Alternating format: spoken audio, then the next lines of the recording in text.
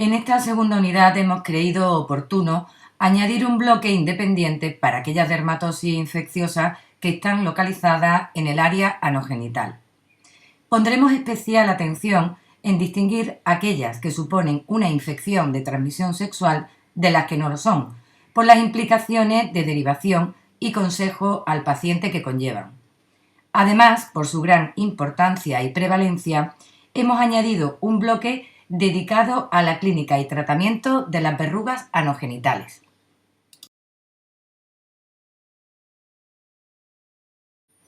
La zona vaginal constituye un pequeño ecosistema en el que diferentes factores se van a encargar de mantener un microbioma equilibrado. Destacaremos el papel de los lactobacillus, capaces de producir un entorno ácido que dificulta el sobrecrecimiento de patógenos. En algunas ocasiones, este equilibrio puede verse alterado, provocando la aparición de infecciones. Comenzaremos el bloque dedicándonos al estudio de aquellas infecciones que cursan con prurito y un aumento del flujo vaginal.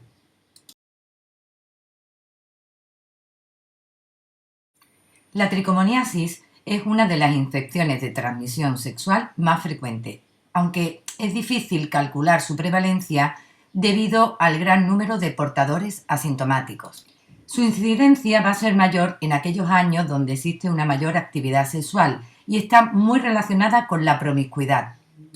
Como todas las infecciones de transmisión sexual, suelen actuar como vectores para adquirir otras infecciones de transmisión sexual. Está producida por un protozoo flagelado, la Tricomona vaginalis, cuyo único reservorio es el tracto genitourinario. La Tricomona vaginalis es un protozoo anaerobio con forma de pera. No nos vamos a extender mucho en la descripción morfológica, pero sí tenemos que destacar la presencia de 4 flagelos en un extremo y una membrana ondulante que le va a otorgar una extraordinaria y característica movilidad. Este protozoo solamente se va a mostrar en forma de trofozoito, que como ya sabemos es la forma activa en los protozoos donde se nutren y se reproducen. La clínica suele aparecer después de un periodo de incubación de 4 a 20 días, aunque hay alrededor de un 30% de mujeres que pueden tener un periodo de latencia de 6 meses. Cursa con una leucorrea bastante abundante, amarillenta, verdosa, a veces incluso marronácea por algún tinte tipo hemático, espumosa. La paciente la vive con muy mal olor y se suele acompañar de una serie de lesiones a nivel del introito, a nivel de vulva, que consiste en eritema, prurito, escozor. Puede tener dolor a nivel del coito y dolor incluso en la micción. En los casos más agudos, cuando realizamos la exploración con el colposcopio, se puede observar un punteado hemorrágico en cervix, la colpitis maculari o cervix en fresa, y también pues podemos observar incluso pequeñas ulcerillas en labios menores e introitos. Cuando pasa un tiempo, si esta infección no se trata, evoluciona a una fase de cronicidad donde los síntomas prácticamente desaparecen o son imperceptibles para la paciente. En el hombre, la mayoría de las veces van a ser asintomáticos. En algunas ocasiones puede cursar con una leve uretritis y a veces solamente podemos diagnosticarlo por descarte. Viene un varón con una uretritis, hemos tratado los patógenos principales, Neisseria, Mycoplasma, clamidia, y el varón sigue teniendo síntomas y a veces se pone un tratamiento empírico para tricomona y es cuando el paciente ya mejora definitivamente. Como muchas de las infecciones de transmisión sexual, la presencia de una tricomoniasis puede estar asociada a patologías ya con una implicación mucho más importante. Suele estar relacionada con enfermedad pélvica inflamatoria y en el caso de mujeres gestantes está asociada a rotura de membrana, a parto prematuro y a recién nacidos de bajo peso.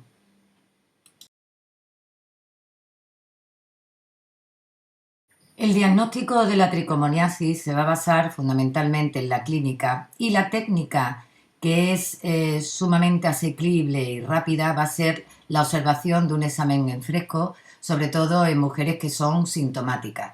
permitiéndonos identificar al protozoo en el 90% de los casos.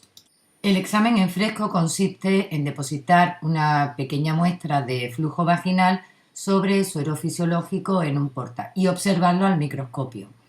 Ahí vamos a poder observar perfectamente el movimiento tan característico del protozoo sobre un fondo inflamatorio. En algunos casos, cuando recibimos la citología en nuestras consultas, ya el patólogo nos avisa de que existen tricomonas, pero es una prueba que no tiene una alta sensibilidad. Y en casos determinados, ya es más raro, podemos utilizar una PCR, una técnica de reacción de la cadena de polimerasa, pero no está disponible en la mayoría de los centros. Todas las pacientes que estén diagnosticadas de tricomoniasis, independientemente que tengan síntomas o no, deben de ser tratadas. Y ponemos especial énfasis en que al ser una infección de transmisión sexual, las parejas también tienen que ser tratadas. Es importante destacar en el tratamiento que como la tricomona no solamente se encuentra en el canal vaginal, sino que frecuentemente produce una infección de los conductos de Skinner y de la uretra, es de elección el tratamiento sistémico. Existen diferentes pautas de tratamiento.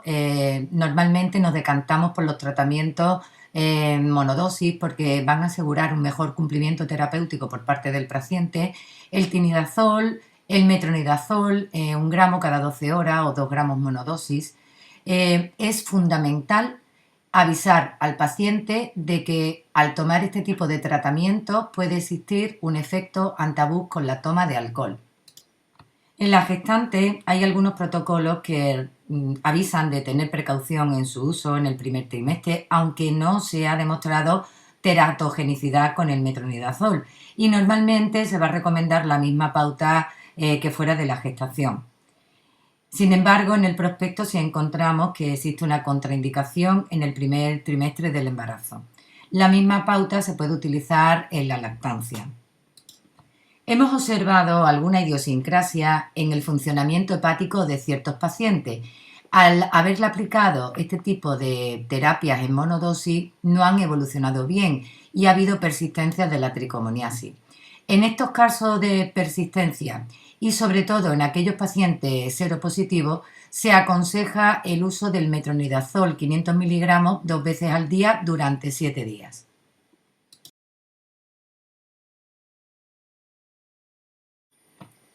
Las principales bacterias anaerobias que están relacionadas con la vaginosis bacteriana van a ser la Gardnerella vaginalis, el Mycoplasma, también el Mobilincus. En estas imágenes os pretendo un poco mostrar cómo se aprecia la diferencia cuando hacemos un examen en fresco.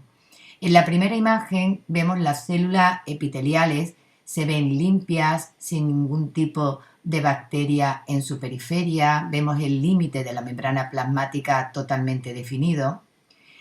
Estas bacterias que están relacionadas con la vaginosis van a provocar una parasitación de las células epiteliales que se descaman a nivel de la vagina. Se disponen alrededor de ellas, como le explico a los residentes muchas veces, como si fuera el empanado de una croqueta, como lo podéis ver en la segunda imagen, y el examen en fresco nos demuestra una célula epitelial, pero no ya tan limpia y nítida como hemos visto anteriormente, sino que presenta un montón de cocobacilos que se disponen en su periferia. En algunas ocasiones, también en la citología, nos van a avisar de que hay abundantes cocobacillus. Eso no es más que una vaginosis bacteriana. Hemos comentado anteriormente la enorme importancia del equilibrio del microbioma a nivel vaginal y que uno de los factores más importantes era la producción de ese medio ácido por el Lactobacillus vaginalis. En este contexto vamos a introducir la vaginosis bacteriana. Realmente la vaginosis bacteriana no se considera una infección de transmisión sexual, puesto que se ha visto que pueden presentarlo personas incluso antes de tener relaciones sexuales. Sin embargo, en algunas ocasiones puede haber una serie de factores desencadenantes con la esfera sexual, como son parejas sexuales múltiples, nueva pareja sexual, utilización de DIU y hábitos higiénicos no muy adecuados como son las duchas vaginales. La vaginosis bacteriana, por tanto, supondría una alteración del equilibrio bacteriano normal de la vagina. La vagina tiene un pH alrededor de 4,2 y en caso de que haya una disminución o ausencia de lactobacillus o bien estos lactobacillus no produzcan el peróxido necesario para mantener este pH ácido, hay una alcalinización del flujo, por lo que va a otorgar un medio en el que las bacterias anaerobias se van a desarrollar de forma más importante. Es una entidad tremendamente frecuente, afectando al 10 al 30% de la población y supone uno de los motivos de consulta más frecuentes con causa de vaginitis.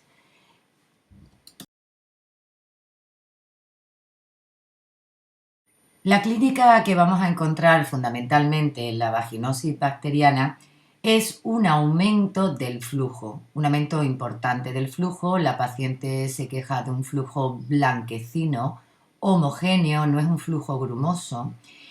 No va a tener prurito ni irritación, pero sí se queja muchísimo del olor.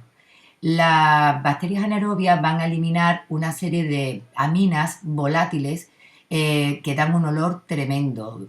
Para que veáis el olor tremendo que da, se le llama putresceína, cadaverina, y eso te lo cuentan las pacientes, que una frase que lo describe mucho es doctora, huelo a alcantarilla. En el 50% de las mujeres que presentan vaginosis bacteriana no se va a encontrar ningún síntoma. Sin embargo, la vaginosis bacteriana en muchas ocasiones ha sido relacionada con mujeres que tienen enfermedad pélvica inflamatoria y como sobreinfecciones en procesos que necesitan alguna cirugía invasora como histerectomía, biopsias endometriales y también en la práctica de abortos. En la gestante se ha relacionado con ruptura de membranas, partos prematuros, infección del líquido amniótico e infecciones postcesáreas.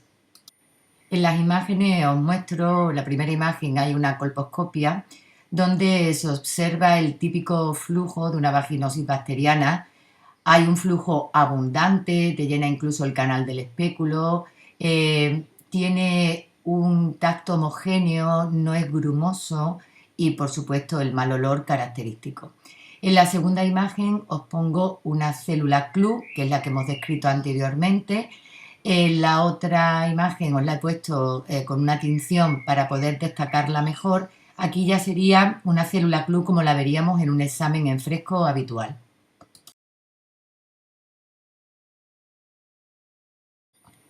El diagnóstico de la vaginosis bacteriana lo vamos a hacer fundamentalmente por la clínica y nos vamos a ayudar del examen en fresco.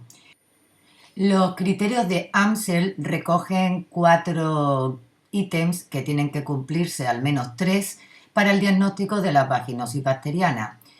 En principio, la leucorrea homogénea, que ya hemos comentado, la presencia de células guía, que veremos en el examen el fresco, el olor a salazón, que en algunos casos podemos utilizar un test de amina que se utiliza el KOH, y la presencia de un pH superior a 4,5.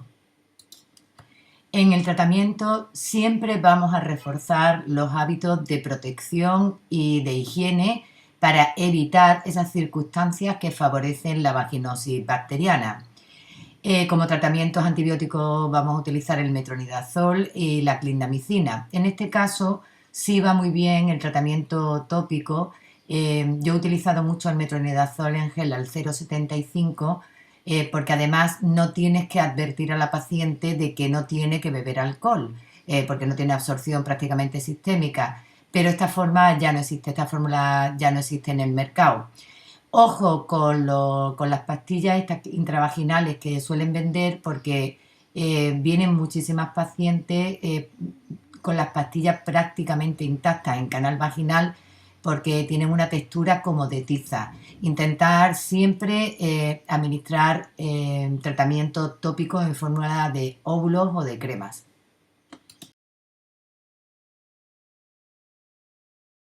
La vulvovaginitis por cándida es una de las entidades más frecuentes en nuestra consulta de atención primaria.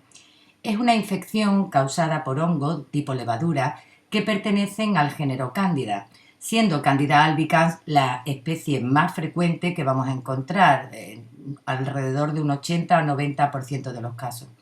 En otras ocasiones, ya en menor proporción, podemos encontrar Candida glabrata, Candida tropicalis y Candida krusei. Normalmente la Candida albicans se va a encontrar como saprofito en el aparato digestivo de las personas sanas, encontrándose también en piel y mucosa. El aislamiento de Cándida no va a suponer la existencia de una infección. La Cándida va a presentar tres formas fundamentales: una forma de espora, de hifa o pseudohifa. Cuando la cándida está como parte normal de la flora saprofita, se va a presentar en forma de espora. Sin embargo, cuando hay condiciones ambientales, por ejemplo, mucha humedad, alteración del pH, condiciones aeróbicas, puede pasar a pseudohifa, y esta es la que nuestro sistema inmune reconoce como patógena y provoca una reacción inflamatoria que va a ser la responsable de la clínica, que es el eritema y el gran prurito.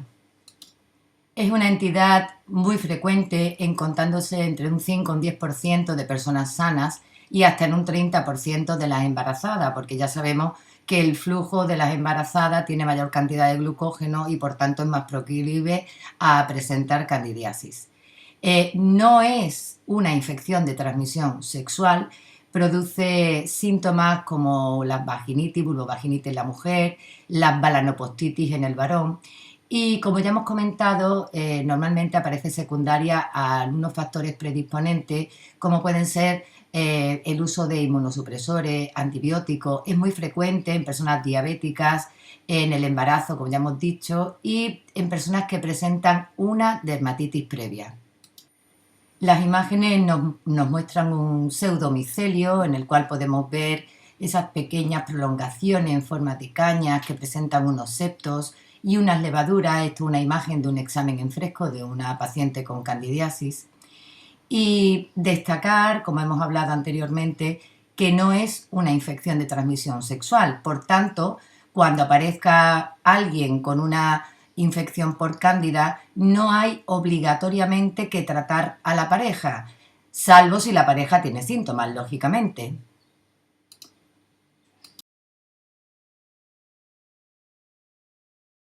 La presencia de un prurito vulvovaginal agudo acompañado de leucorrea va a ser el síntoma cardinal de la vulvovaginitis por cándidas.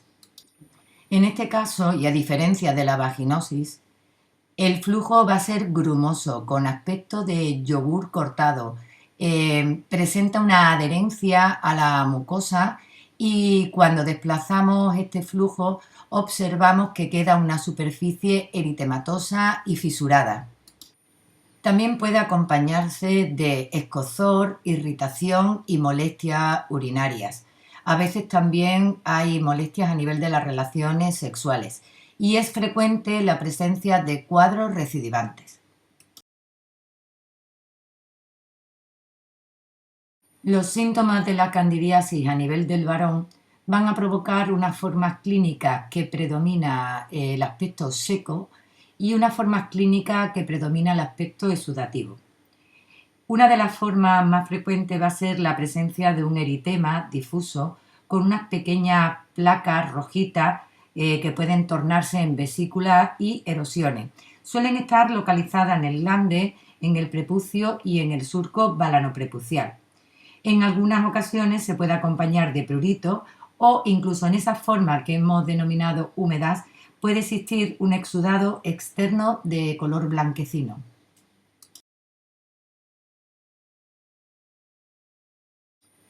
El diagnóstico de las candidiasis se va a basar fundamentalmente en la clínica y en la exploración. En aquellos casos en los que se pudiera realizar el examen de fresco, pues nos ayudaría muchísimo la observación de los micelios y la espora, y que algunas veces podemos facilitar añadiendo KOH al 20%.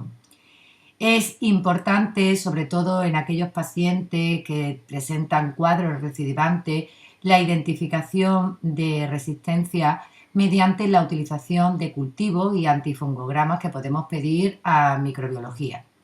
En algunas ocasiones el diagnóstico se nos puede dar mediante el informe citológico, que presenta una alta especificidad pero una bastante menor sensibilidad. Como arsenal terapéutico tenemos los derivados imidazólicos tópicos en forma de óvulos, tabletas vaginales y cremas. Tienen bastante buen resultado y precio muy asequible. A nivel sistémico, los tratamientos orales derivados triazólicos como el fluconazol e itraconazol son más caros, también son más resolutivos y no están recomendados en el embarazo. En la gestante solamente vamos a utilizar tratamientos tópicos con clotrimazol. Hay muchísimas pautas terapéuticas en aquellos casos de candidiasis recidivante, que normalmente van a deberse a factores inmunológicos de los pacientes. Normalmente son más eficaces los tratamientos a largo plazo.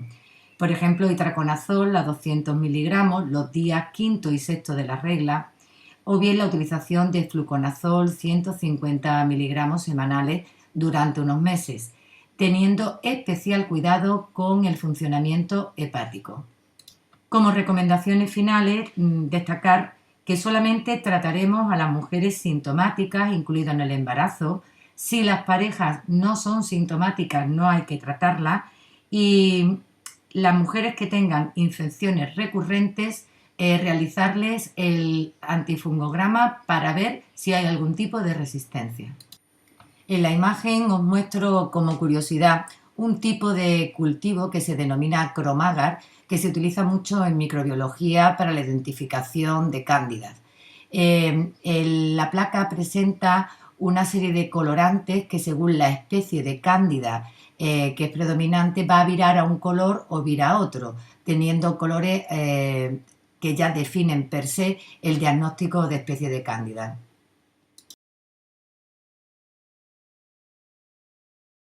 La infección por Molluscum contagioso se ha convertido en un problema creciente en adolescentes y en adultos jóvenes por su vía de transmisión, y sobre todo también en personas inmunodeprimidas, tales como son seropositivos, linfoma, sarcoidosis e inmunodeficiencia. Es una dermatosis infecciosa producida por un virus ADN que pertenecen al grupo de los postvirus y de los cuales se conoce 4 serotipos que van a tener una manifestación clínica muy similar. Su principal vía de contagio va a ser un contacto directo piel-piel, puede ocurrir en cualquier parte del cuerpo. También el propio paciente se puede provocar una autoinoculación cuando se toca una lesión y puede transmitirse también por objetos compartidos a través de fómites. No es una infección de transmisión sexual propiamente dicha. De hecho, el periodo infantil es el estrato donde con más frecuencia se producen Molluscum contagioso. Sin embargo, cuando se presenta en la región genital, en personas que son sexualmente activas, sí tendría un cierto tipo de carácter de infección de transmisión sexual. En la imagen podemos observar una diseminación de lesiones que constituyen Molluscum contagioso sobre la parte lateral externa del muslo. Esta diseminación probablemente se deba bien al contacto con ropa muy estrecha que produce un roce continuo y por tanto una extensión, una expansión de la dermatosis, o bien a las técnicas de afeitado, depilaciones tan sumamente extendidas y que tanto caballo de batalla se nos presenta en las consultas normalmente.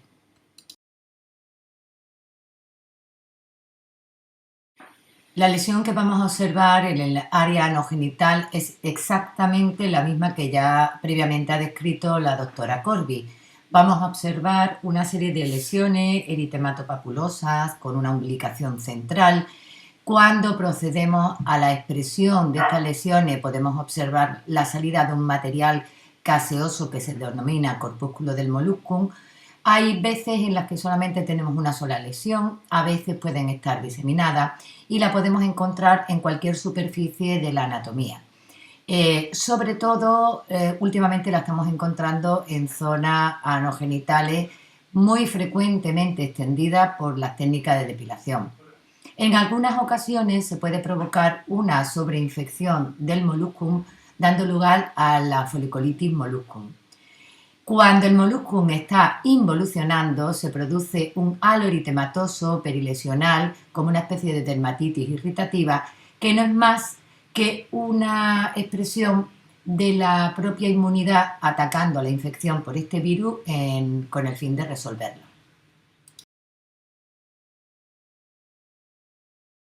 El diagnóstico de la infección por moluscum contagioso en el área anogenital fundamentalmente va a ser por la clínica de las lesiones porque son tremendamente sugestivas. El tratamiento es exactamente igual que empleamos en cualquier otra superficie corporal, aparte de las recomendaciones de no afeitarse, de no utilizar ropa apretada, de no prestarse la ropa, puesto que alguien que tiene moluscos, si te presta alguna prenda como un vaquero, te puede pegar perfectamente los moluscos. Vamos a utilizar técnicas tipo curetaje, presión del molusco con pinzas de Adson o utilizando una cureta, el nitrógeno líquido, aunque yo personalmente no me gusta utilizar mucho el nitrógeno líquido en los moluscos contagiosos porque puede dejarte un halo después hiperpigmentado, incluso mayor que el propio molusco. También se suelen utilizar tratamientos tópicos como el KOH, aplicación de crema con ácido salicílico o retinoides tópicos. El herpes genital es la infección de transmisión sexual más frecuente que cursa con úlcera. Es una enfermedad crónica y contagiosa provocada por el virus del herpes simple. Existen dos serotipos, el virus herpes simple tipo 1 y el tipo 2. Dependen de su composición genética y antigénica. Ambos van a ser responsables de las infecciones genitales. La transmisión suele producirse por contacto íntimo con una persona portadora del virus, bien a través de las mucosas o por una solución de continuidad de la piel. Es muy frecuente el contagio por relaciones orogenitales. El herpes genital es muy frecuente en adultos jóvenes con actividad sexual. No conocemos exactamente la prevalencia porque hay estudios recientes que muestran una progresión de la infección, pero solo del 20 al 30% de los individuos afectados son reconocidos como portadores del virus del herpes simple, por lo que aproximadamente un 80% o bien van a ser asintomáticos o bien van a tener síntomas que no son reconocidos por el propio paciente o por su médico. Tras la infección primaria, el virus va a ascender por los nervios sensitivos y va a penetrar en los ganglios sacros o trigeminales, estableciendo una fase de latencia. De forma periódica se va a producir una reactivación apareciendo nuevas lesiones. Los factores que con más frecuencia van a provocar una reactivación viral van a variar de unas personas a otras. Fundamentalmente van a ser la exposición solar, la menstruación, el estrés psíquico o físico, la actividad sexual, el cansancio, etc. Una vez que se ha producido el contagio, va a presentar un periodo de incubación variable entre 2 y 21 días. Las manifestaciones clínicas van a depender de que se trate del primer contacto o bien sea una reactivación, por lo que vamos a distinguir dos fases muy importantes. La primera vez que aparece el herpes genital, que denominamos primoinfección herpética, es normalmente muy sintomática. Comienza con dolor, eritema, disuria. Posteriormente van a aparecer unas pequeñas vesículas que pronto van a evolucionar a pústulas y más tarde confluyen formando áreas ulceradas dolorosas. En aproximadamente un 40% de los casos, estas lesiones pueden ser acompañadas de sintomatología a nivel general. Puede existir fiebre, malestar general, dolor muscular, cefalea, fotofobia. Podemos encontrar adenopatías inguinales hasta en el 75% de los casos. En la mujer, la zona más afectada va a ser la vulva, la vagina, el cérvix y la uretra. En el caso del varón, vamos a poder encontrarlo en el glande, en el prepucio y en el cuerpo peneano. Puede estar a nivel anorrectal en hombres que tienen sexo con hombres y normalmente las lesiones van a curar de forma espontánea en un curso de 2 a 3 semanas sin dejar ningún tipo de cicatriz. El herpes genital recurrente se produce tras el contagio. Como hemos hablado, el virus se queda acantonado en los ganglios y cuando se reactiva va a aparecer mostrando una placa eritematosa con una serie de vesículas que ya van a ser bastante menos dolorosas, suele ser unilateral y van a desaparecer en el curso de unos 7 días. Las recidivas suelen estar más asociadas cuando la infección herpética es provocada por el serotipo 2, sobre todo durante el primer año. La tasa de recurrencia está menos relacionada con el serotipo 1. En cualquier caso, la frecuencia de recidiva va disminuyendo con el paso del tiempo. Es importante destacar que en las mujeres embarazadas, si el herpes genital está activo en el momento del parto, existe un riesgo elevado de que el recién nacido se vea afectado.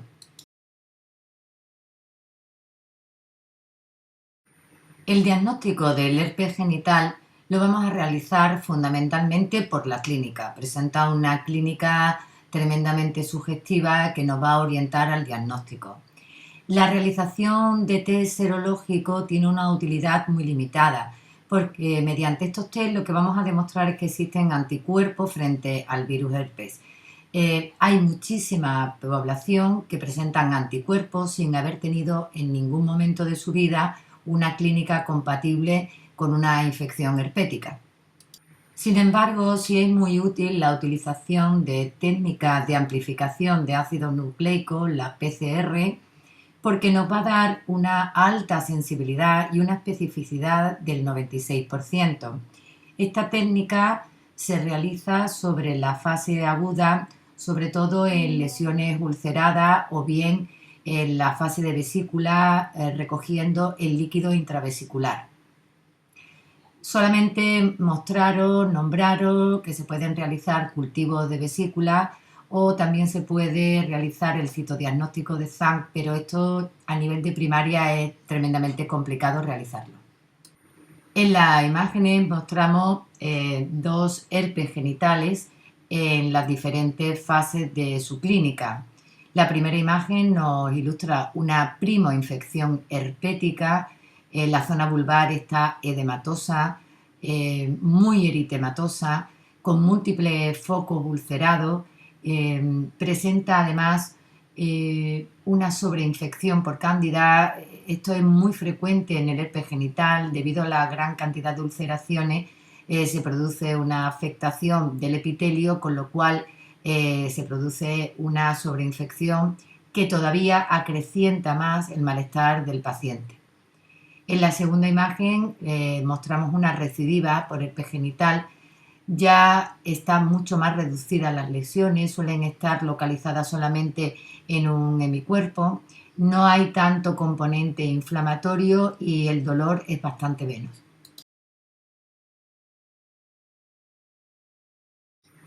Con respecto al tratamiento, vamos a utilizar diferentes antivirales.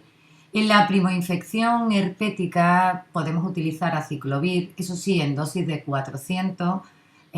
Acordaos que no existe forma galénica de 400, sino que tenemos que utilizar 2 comprimidos de 200. Esto se utiliza cada 8 horas durante una semana o 10 días. También se puede utilizar valaciclovir. A mí especialmente me gusta utilizar fanciclovir de 250, un comprimido cada 8 horas durante una semana, porque primoinfecciones que son muy sintomáticas, el paciente lo agradece porque tiene una mejoría en pocos días. En el caso de la recidiva, también solemos utilizar, por supuesto, los antivirales, ya con la dosificación que aparece descrita más abajo.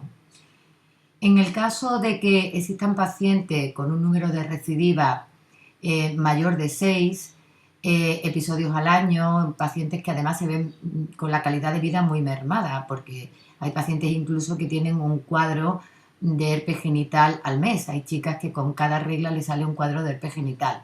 Nos planteamos la posibilidad del tratamiento supresivo. El tratamiento supresivo se va a prolongar durante unos 6-12 meses.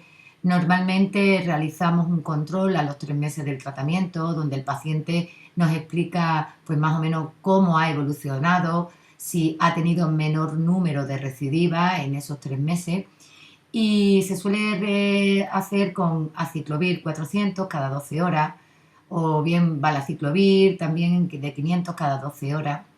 Normalmente suelen tener muy buena evolución.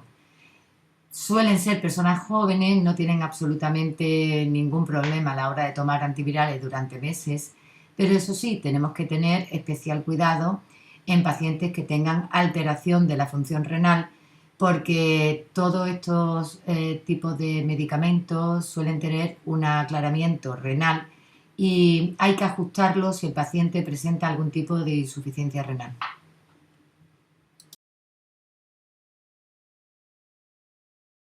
A continuación vamos a desarrollar las dermatosis zooparasitarias.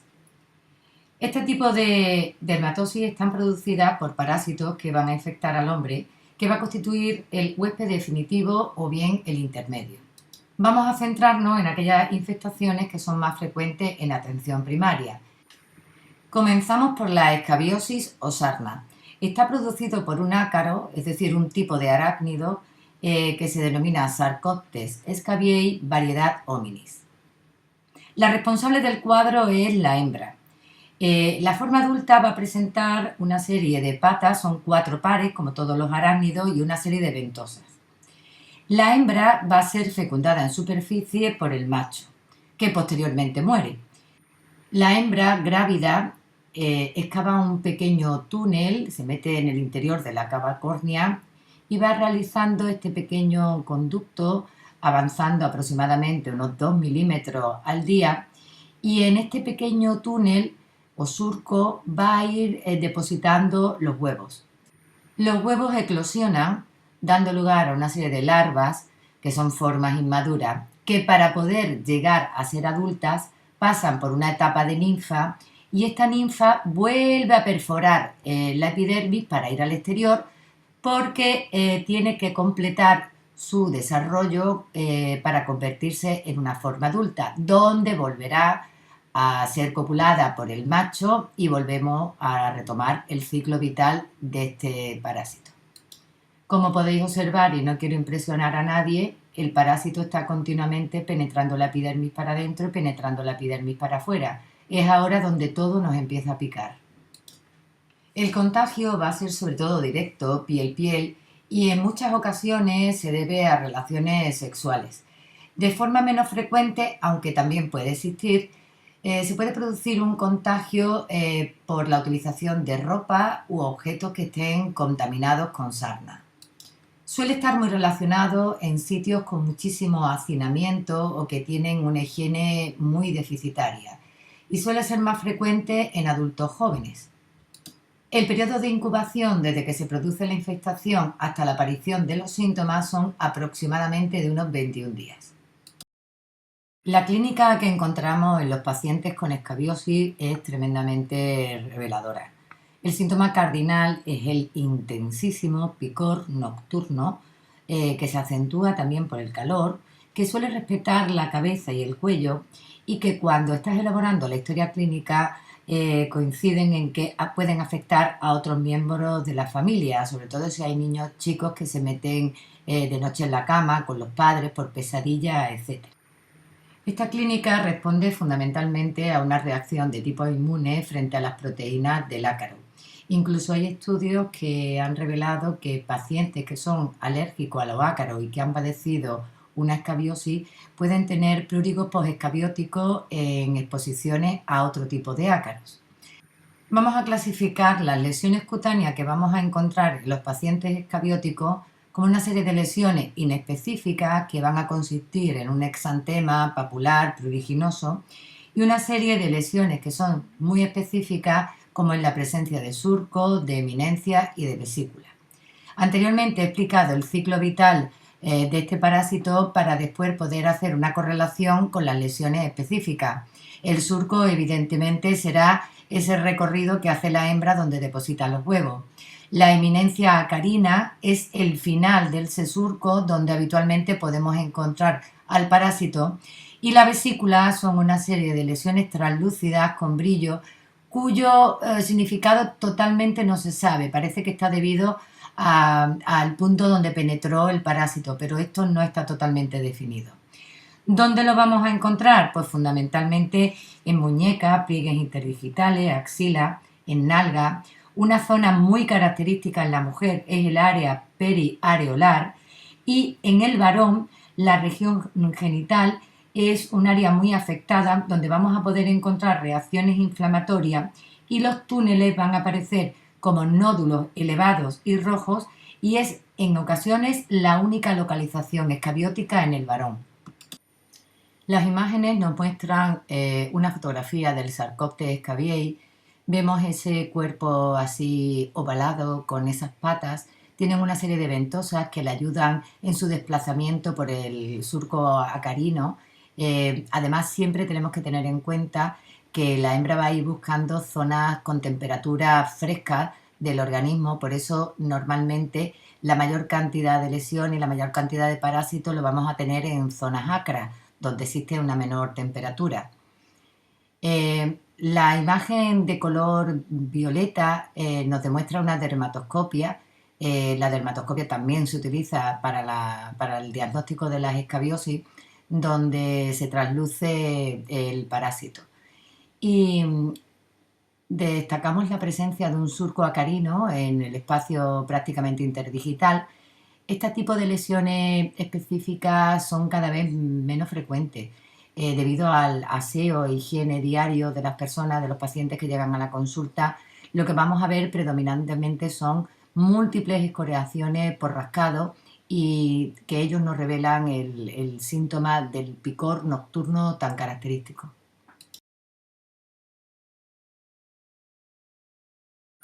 Estas imágenes nos muestran alguna serie de características clínicas que vamos a poder observar en la escabiosis. En la primera imagen observamos un flanco abdominal donde se ven escoriaciones por rascado, incluso podemos ver pequeñas zonas de costra puntiforme. Es el típico caso de sarnas que tienen características de lesiones muy inespecíficas. Vamos a observar manifestaciones atípicas, personas que están muy aseadas o por tratamientos corticoideos prolongados que en multitud de ocasiones pueden dificultar muchísimo el diagnóstico. En pacientes donde las escoriaciones son mucho más abundantes de los que se muestran en la imagen o bien padecen alguna dermatosis previa que pueda ocurrir una hiperreactivación de la piel como una dermatitis atópica, estas escoriaciones pueden evolucionar a una imperidización por sobreinfección secundaria o bien a la formación de un eczema.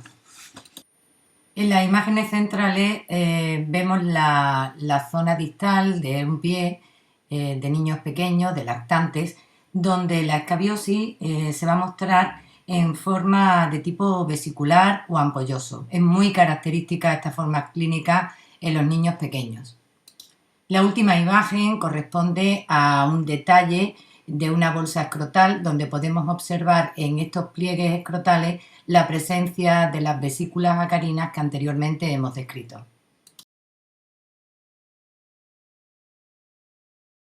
El tratamiento de la escabiosis se va a realizar fundamentalmente con crema de permetrina al 5%. Es un tratamiento que puede ser realizado incluso por mujeres embarazadas durante la lactancia y los niños, incluidos los lactantes. La crema tiene que aplicarse desde la base del cuello hasta la zona de los pies, insistiendo con especial cuidado en las partes distales. Ya hemos dicho anteriormente que es donde más cantidad de parásitos vamos a tener. Yema de los dedos, regiones inguinales, todos los pliegues, todas las zonas que están afectadas con mayor frecuencia. Una vez que se ha aplicado la crema, se recomienda no volverse a duchar hasta pasadas 48 horas de la aplicación. Tienen que tratarse todos los convivientes independientemente de que tengan o no tengan síntomas y hay que hacer una limpieza exhaustiva de la casa y de todos los enseres. El tratamiento se tiene que repetir a los 7 días de la primera aplicación. En cualquier caso, os vamos a dejar una especie de folleto donde se indican todas las normas que tienen que seguir los pacientes con escabiosis por si queréis utilizarlo en vuestra consulta y entregárselo al paciente, donde viene todo perfectamente detallado.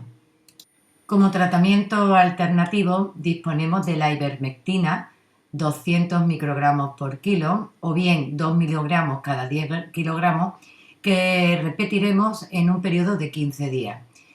Próximamente va a salir ya comercializada en comprimidos de 3 miligramos.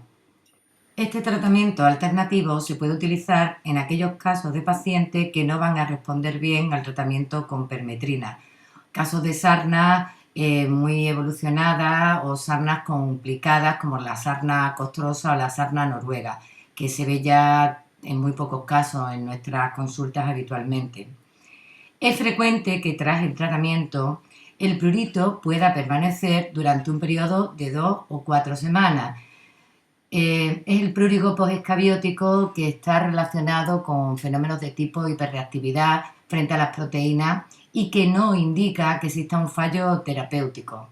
Para tratar este prurigo posescabiótico se pueden utilizar emolientes tópicos, podemos utilizar un antihistamínico que tenga un alto poder sedante, como el tipo de la hidroxicina, y en caso que tengamos muy claro que ya está totalmente erradicado el parásito, podemos utilizar también algún corticoide tópico.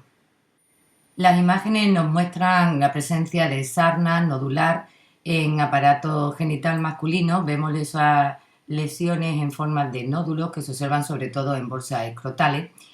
Y la última imagen podemos observar un abdomen en el que ya las escoriaciones y esas pápulas pruriginosas que habíamos hablado al principio están bastante más extendidas.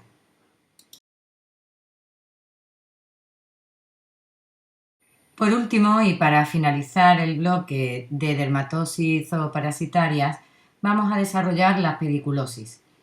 Estas dermatosis están producidas por unos insectos parásitos hematófagos, de los que se conocen dos especies. Por una parte tenemos el Pediculus humanus con dos variedades, la variedad capitis y la variedad corporis, y la especie Tirius pubis, conocida popularmente como ladillas. Desde hace tiempo las pediculosis se han instalado de forma constante en nuestra vida cotidiana. Ya no están asociadas a ningún patrón estacional. Se originan pequeños mini brotes que todos conocemos, sobre todo si hay niños en casa en edad escolar. Actualmente no está relacionada con una falta de higiene, al contrario, el piojo suele preferir un pelo limpio y largo donde poder anidar. La hembra del piojo pone aproximadamente unos 20 huevos diarios, que deja depositado en una estructura resistente, denominada liendre, que está adherida a la base del pelo de forma muy firme por una sustancia cementante.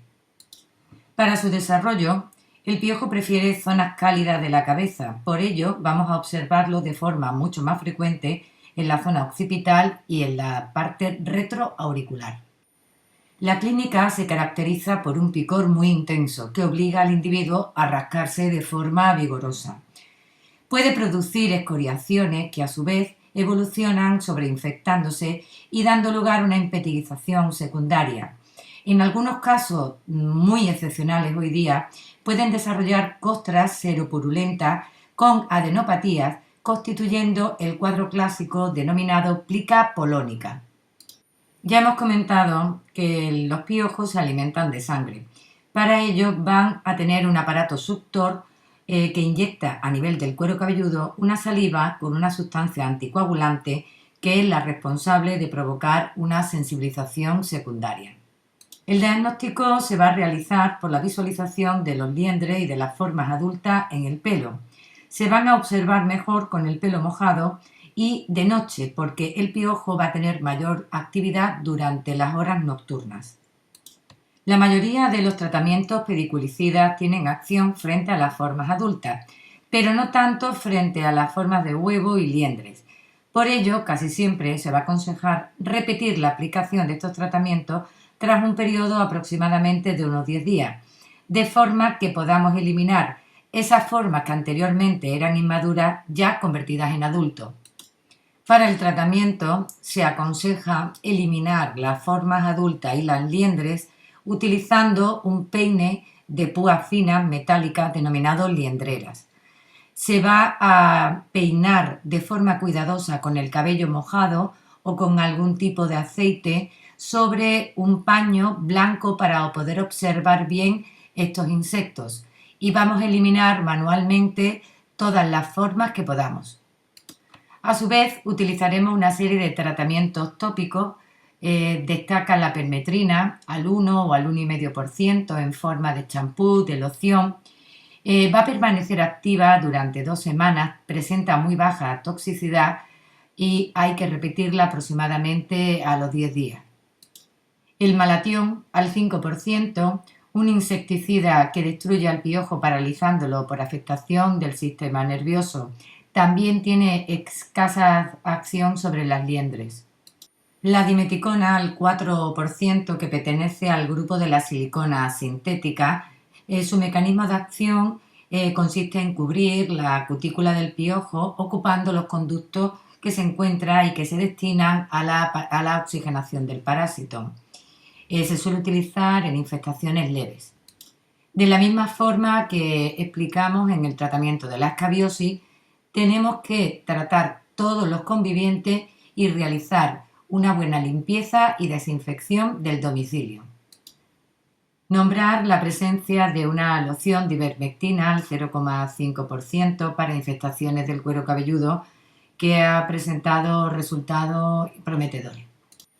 Los insectos que observamos en las imágenes superior e inferior pertenecen a los pedículos humanos. En la imagen superior, el variedad capitis, y en la inferior, la variedad corporis. Son muy similares, presentan un cuerpo más alargado y tienen una gran movilidad. En la imagen central observamos el Tirius pubis, con un cuerpo más robusto, con unas garras más desarrolladas en las patas que le afianzan para agarrarse en el pelo. Ahora lo observaremos a continuación, pero que no nos debe de engañar porque, aunque no es tan móvil como el resto de pediculosis, sí tiene capacidad de saltar e infectar otras áreas. La fotografía nos muestra una infestación por pedículo capitis, una pediculosis. Vemos las liendres que se ven perfectamente adheridas al tallo piloso. También observamos que existe una descamación furfurácea en la zona de la cabeza, posiblemente secundaria al rascado que ejerce el individuo. La pediculosis corporis es extremadamente infrecuente en nuestra práctica habitual. El piojo suele habitar en pliegues de la ropa y en prendas interiores. Normalmente hay que inspeccionar la ropa de cama o la vestimenta porque es difícil que encontremos piojos adheridos al vello corporal. El mecanismo de acción es idéntico al explicado anteriormente. En este caso, sí vamos a encontrar que este tipo de infestaciones está asociada a falta de higiene. Se debe ver en indigente, y además de la clínica habitual de ese picor importante que obliga a un rascado, se pueden observar excoriaciones con signos de impetigización o bien de liquenificación secundaria, dando lugar a una alteración de la pigmentación de la piel, donde observamos hiperpigmentaciones en combinación con hipopigmentaciones, dando lugar al cuadro denominado melanodermia de los vagabundos. Utilizaremos el tratamiento de forma idéntica a lo explicado anteriormente, poniendo especial énfasis en la desinfectación de la ropa y en una higiene rigurosa del individuo. Ejemplos muy llamativos de la pediculosis corporis. En la primera imagen observamos cómo todos los parásitos están adheridos a la vestimenta, la superficie interna de los calcetines, y la piel aparece absolutamente deslustrada, seca, con una serie de liquenificaciones, con un aumento del pigmento en algunas zonas, con disminución en la llamada melanodermia que hemos descrito anteriormente. La segunda imagen es una especie de homenaje al saber popular, cuando dicen estaban como liendres en costura. Pues efectivamente ya hemos dicho que el pediculus corporis se va sobre todo a depositar en las zonas de pliegue de la ropa y sobre todo en la costura. Tenemos ahí una costura llena de pedículos corporis.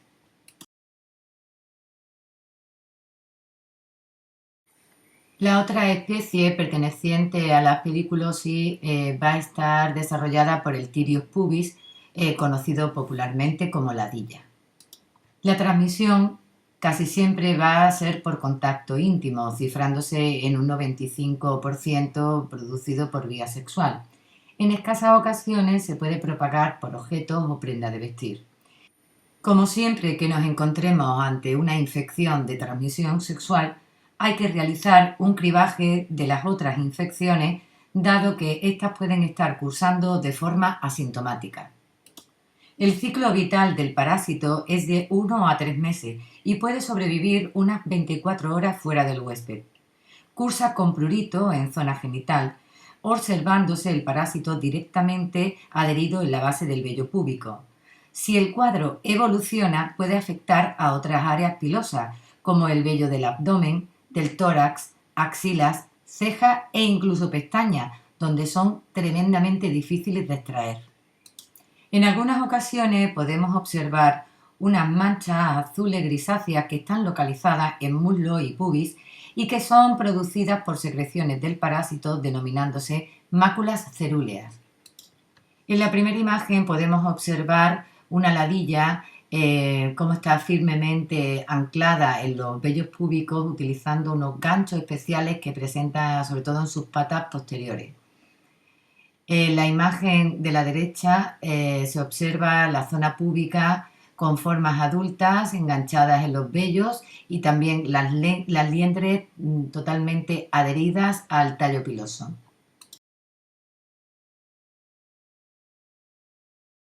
De la misma forma que hemos observado en las otras infestaciones, el diagnóstico se va a realizar mediante la observación de los parásitos o de las formas inmaduras en el vello.